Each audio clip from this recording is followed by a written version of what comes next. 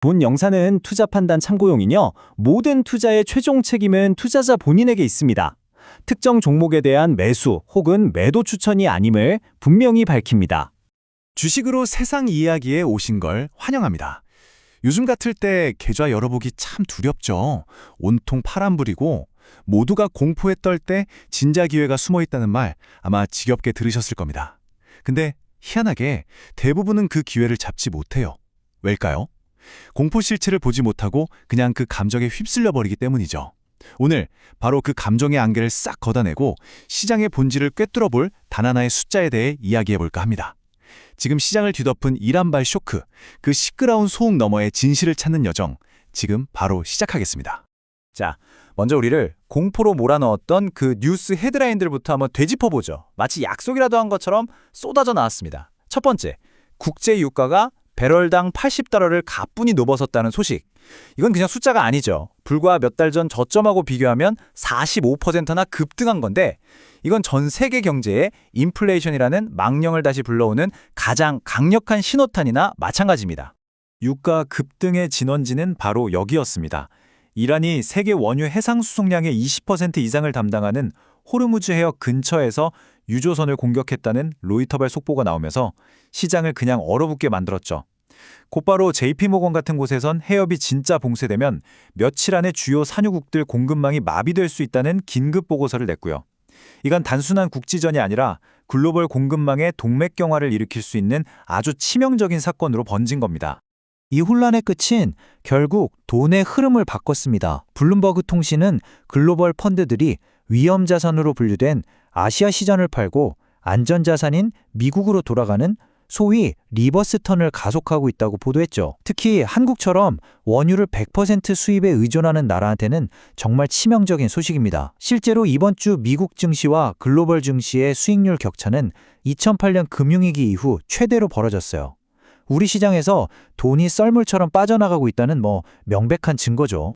자, 여기까지가 우리가 매일 아침 뉴스를 통해 접하는 공포의 정체입니다. 유가 오르고 전쟁 날 것 같고 외국인 자금은 빠져나간다. 이것만 보면 당장 모든 주식을 다 팔고 떠나야 할 것만 같죠? 그런데 말입니다. 정말 이게 전부일까요? 제 20년 경험으로 볼 때 시장은 언제나 이렇게 표면적인 공포 아래 진짜 이야기를 숨겨두더군요. 지금부터 그 진실을 양파 껍질 벗기듯 한꺼풀씩 벗겨보겠습니다. 바로 이 화면이 현재 시장의 모순을 가장 적나라하게 보여주는 장면입니다. 대형주 중심의 코스피는 파란불을 켜면서 하락하는데 중소형 기술주 중심의 코스닥은 무려 3% 가까이 급등을 해요. 개인 투자자 입장에서는 완전 헷갈리는 상황이죠. 왼쪽에서는 불이야 소리치면서 팔라고 아우성인데 오른쪽에서는 축배를 들고 있으니 말입니다. 도대체 왜 이런 기이한 현상이 벌어지는 걸까요? 먼저 코스피가 왜 빠졌냐? 그 이유는 명확합니다. 이건 합리적인 두려움이에요. 이 슬라이드에 나온 숫자들을 직접 한번 보시죠. 국제유가가 단기간에 8.5% 폭등했고 특히 LNG 현물가는 무려 137%나 치솟았습니다. 여기에 호르무즈 해협을 지나는 배들의 전쟁보험료는 12배나 뛰었죠. 원자재를 전량 수입해서 물건을 만들어 파는 우리나라 같은 제조 기반 국가에는 그냥 직격탄입니다. 기업들의 원가 부담이 커지고 이게 결국 실적 악화와 주가 하락으로 이어질 거라는 공포가 코스피 대형주들을 짓누른 거죠. 그리고 그 두려움은 곧장 돈의 물줄기를 바꿨습니다. 이 차트를 보시면 시장의 자금이 어디서 빠져나와 어디로 흘러 들어갔는지 명확하게 보이죠. 대형 반도체, 해운 같은 경기 민감주에서 빠져나온 돈이 전쟁 리스크의 직접적인 수혜를 받는 방산, 유가 급등의 대안으로 떠오른 신재생 에너지 섹터로 급격히 몰려갔습니다. 전형적인 테마성 순환매, 즉 단기 이슈를 따라서 돈이 아주 빠르게 업종을 옮겨다니는 장세가 펼쳐진 겁니다. 하지만 이런 현상에만 빠져 있으면 시장의 큰 그림을 놓치게 됩니다. 진짜 중요한 질문은 이거예요. 그래서 이 공포가 시장의 펀더멘털 자체를 무너뜨릴 수준인가? 헤드라인의 소음을 걷어내고 지금부터는 차가운 데이터로 시장의 민낯을 한번 들여다보겠습니다. 이제부턴 감정은 싹 빼고 숫자만 보자는 거죠. 지금 화면에 딱 떠있는 이 숫자 8.06. 아마 대부분의 투자자들은 이 숫자가 뭘 의미하는지, 이게 왜 그렇게 중요한지 잘 모르실 겁니다.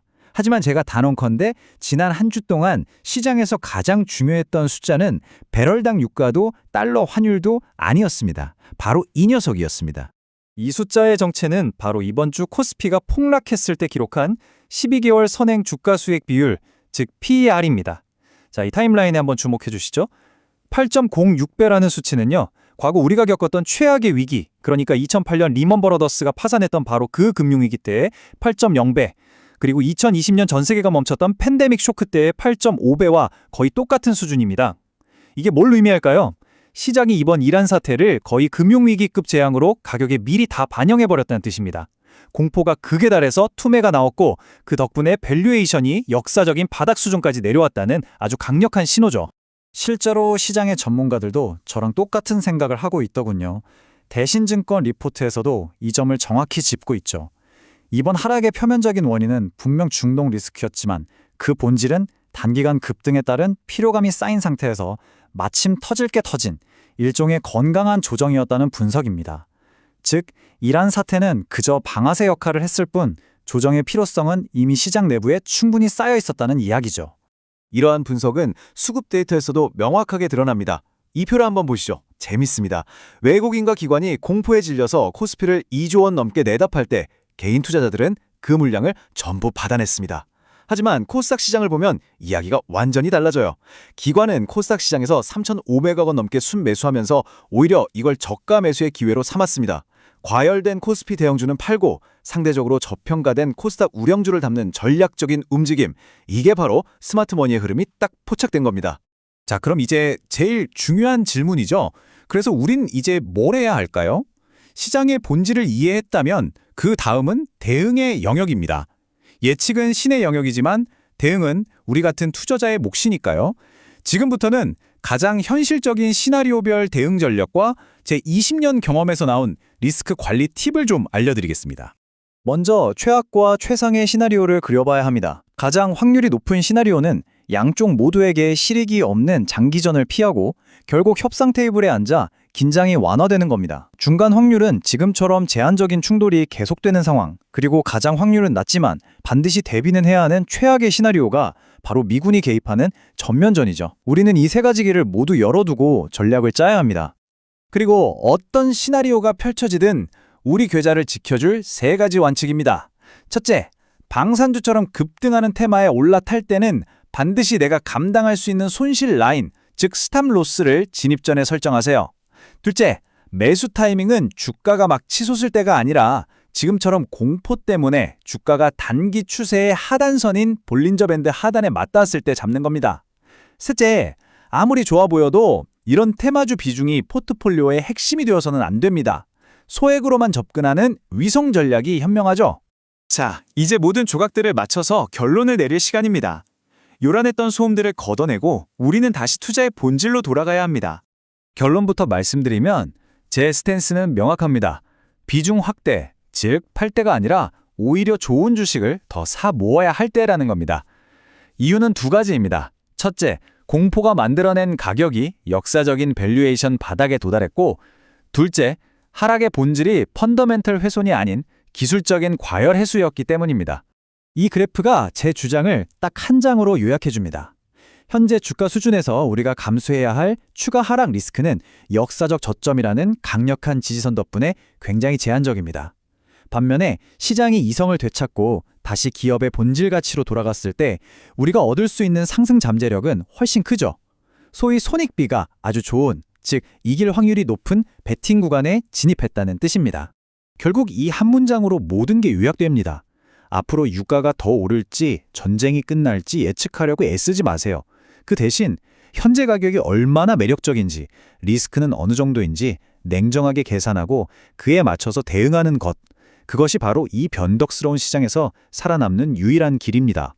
여러분의 투자 프레임워크가 오늘 한 단계 업그레이드 되셨을기를 바랍니다. 구독과 좋아요, 알림 설정은 저에게 정말 큰 힘이 됩니다. 이상 주식으로 세상 이야기였습니다.